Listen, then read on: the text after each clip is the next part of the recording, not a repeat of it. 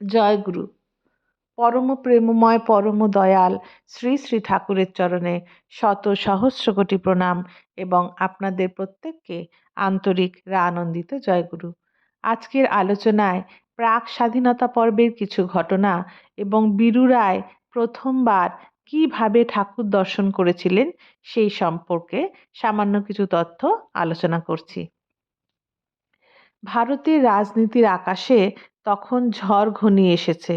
নরমপন্থী এবং চরমপন্থী উভয় দলই মেতে উঠেছে। সংগঠনের রব পড়ে গিয়েছে সারা দেশে।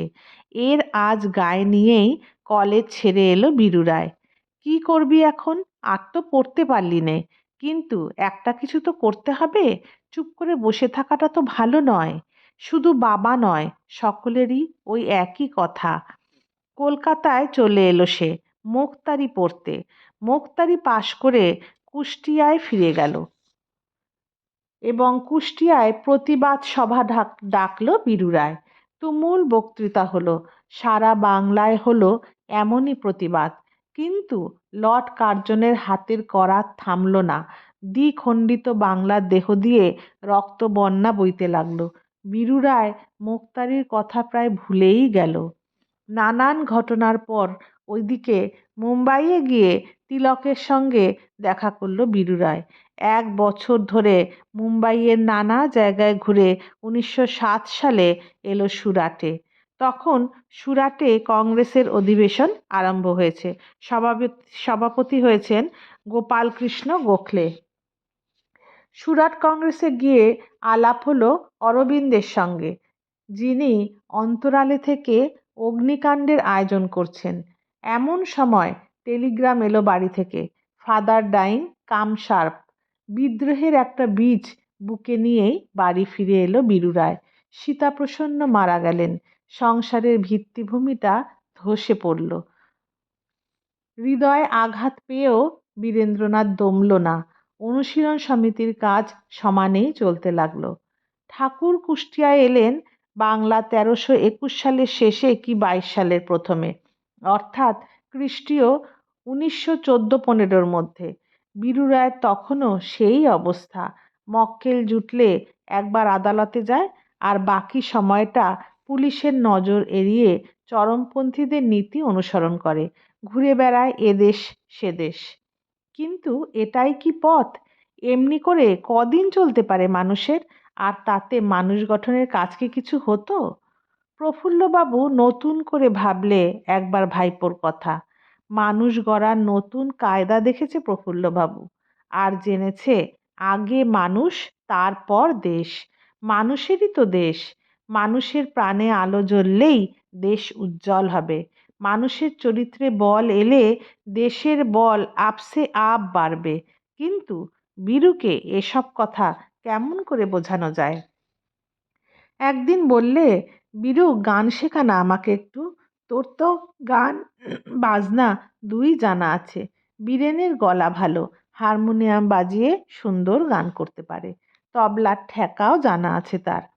প্রফুল্লবাবু গড়াইয়ের ধারে বাঁশের মাচা বানিয়ে নিলেন একখানা। সন্ধ্যার সময় খোলা হাওয়ায় সেই মাচায় বসে গানের চর্চা করে খুড়ো ভাইপো। একদিন গানের আসরের পর প্রফুল্লবাবু বললে, বীরু, ঠাকুরের আশ্রমে যাচ্ছি, চল আমার সঙ্গে, বেরিয়ে আসবি।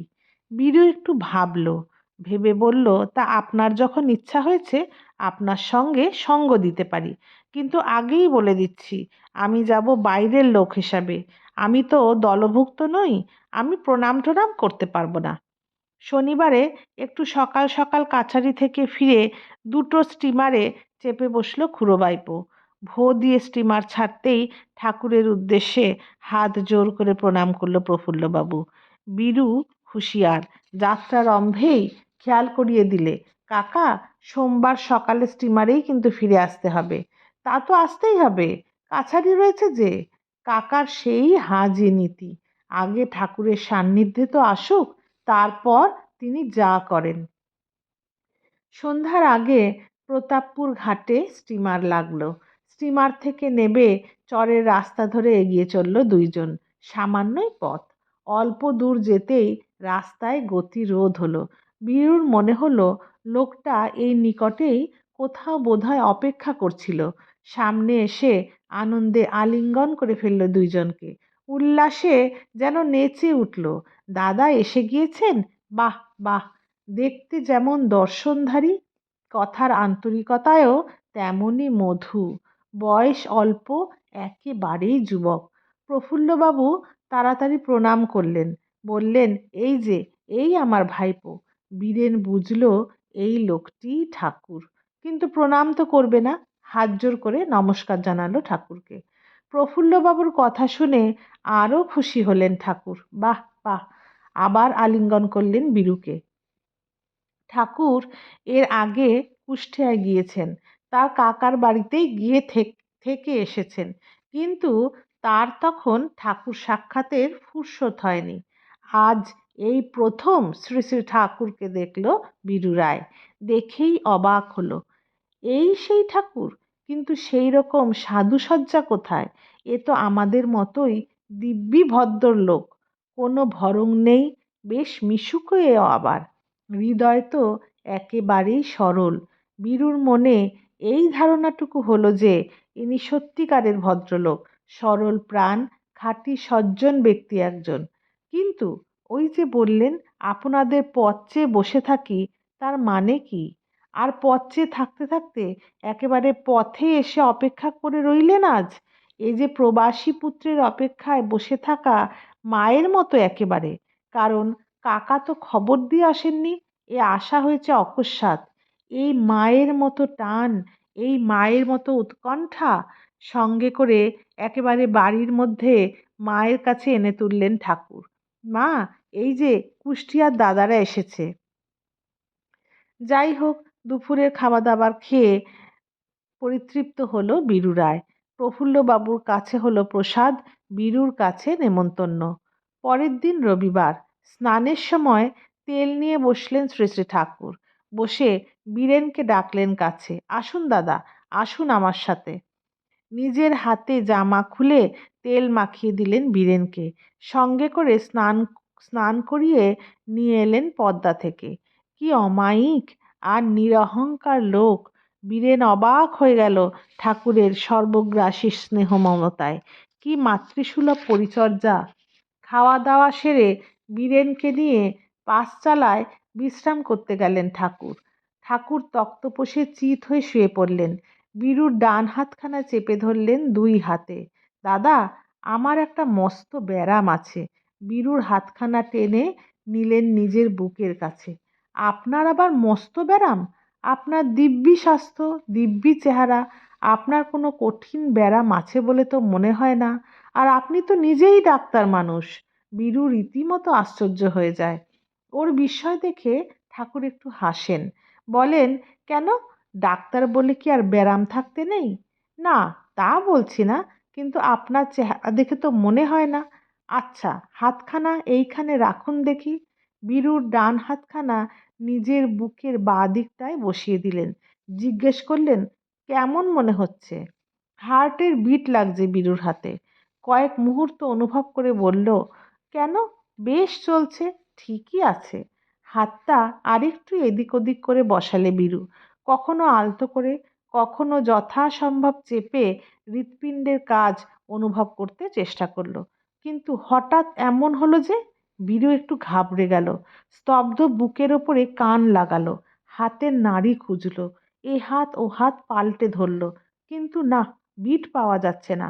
এক মুহূর্ত আগে দেখেছে ঠিক চলছে, আর এই বন্ধ। আর বন্ধ তো একেবারেই বন্ধ।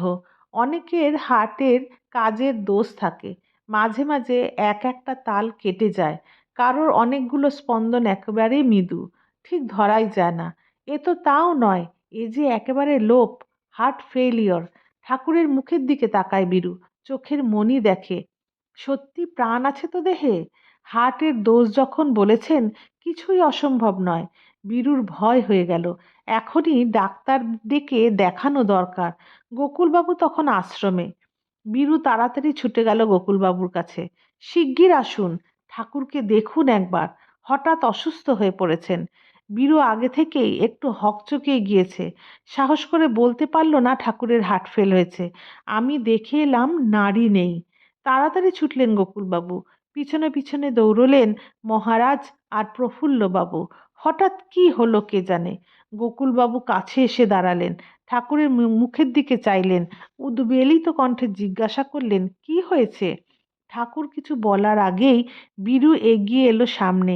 বুকটা আগে দেখুন, বুকটা, মানে হার্টের ফাংশন। ঠাকুরও ইশারায় জানালেন, আচ্ছা দেখুন, বুক দেখুন। গোকুলবাবু স্টেথোস্কোপ লাগালেন, জায়গা বদলিয়ে বারবার দেখলেন। দেখে বিস্ময়ে বিমূঢ় হলেন। তাই তো, হার্ট বন্ধ দেখছি যে একেবারে। নাড়ি ধরলেন, নাড়িও নেই। সমাধির সময় মৃতের যেসব লক্ষণ দেখা যায় তা তার নিজের চোখে দেখা। এ তো ওই রকম একটা কিছু হতে পারে, কিন্তু সে ভাবাবস্থা নয়। এ সব সময়ের স্বাভাবিক অবস্থা। ঠাকুর তাকাচ্ছেন, কথা বলছেন, অসুস্থতার কোনো আভাস নেই মুখে চোখে। বললেন, ওই রকম আমার হয়ে থাকে মাঝে মাঝে। সেই কথাটা তো বলছিলাম এই দাদাকে। টেথোস্কোপ ধরেই রয়েছে বুকে। ডাক্তার বললেন, এইবার চলছে। বীরু নিজে কানে ধরল, হ্যাঁ চলছে। কিন্তু চলতে চলতে আবার বন্ধ হয়ে গেল। বেশ খানিকক্ষণ বন্ধ থেকে আবার চলতে লাগলো। মহা ভাবনায় পড়ল বীরুরায়। তাই তো, এসব কি? হার্ট বন্ধ হওয়া মানে তো মরে যাওয়া। ঠাকুর কি তবে যখন তখন মরেন আবার বাঁচেন? জীবন মরণ মুঠোয় পড়ে রেখেছেন একজন জীবন্ত মানুষ। সোমবার সকালে কুষ্টিয়ায় ফিরে এলো কাকার সঙ্গে। কিন্তু মাথার মধ্যে খেলছে ওই চিন্তা, হার্ট বন্ধ অবস্থায় আবার মানুষ বাঁচে কেমন করে। সপ্তাহ 2 পরে আবার স্টিমারে চাপলো বীরু। যে হিমায়তপুরে সেই দিন জোর করে নিয়ে গিয়েছিল তার কাকা, আজ স্বেচ্ছায় সেই হিমায়তপুরের যাত্রী হলো। যাকে ঠাকুর বলে সম্মান দিতে বাধো বাধো লাগতো, ছুটল সেই ঠাকুরের কাছে, মৃত্যুঞ্জয়ী সেই অদ্ভুত মানুষটির কাছে। স্টিমারের বাঁশি বেজে গিয়েছিল। দৌড়াতে দৌড়াতে গিয়ে উঠল স্টিমারে। মনে মনে ভাবল বীরু, এই আকাশের মতোই বৃহৎ ও হৃদয়, এই নীল পবিত্রতার মতোই মহৎ। অত লোকে প্রণাম করছে, প্রাণ তবু কেমন কোমল। মান পেয়েও মানের বালাই নেই। গুরু, অথচ গুরুত্বের গরম নেই। আজ আলোচনা এতটুকুই। দ্বিতীয়বার হিমায়তপুরে গিয়ে বীরু রায় কিভাবে শ্রী শ্রী ঠাকুরকে উপলব্ধি করেছিলেন সেই বিষয়ে আলোচনা করব পরবর্তী ভিডিওটিতে। জয় গুরু। বন্দে পুরুষোত্তমম।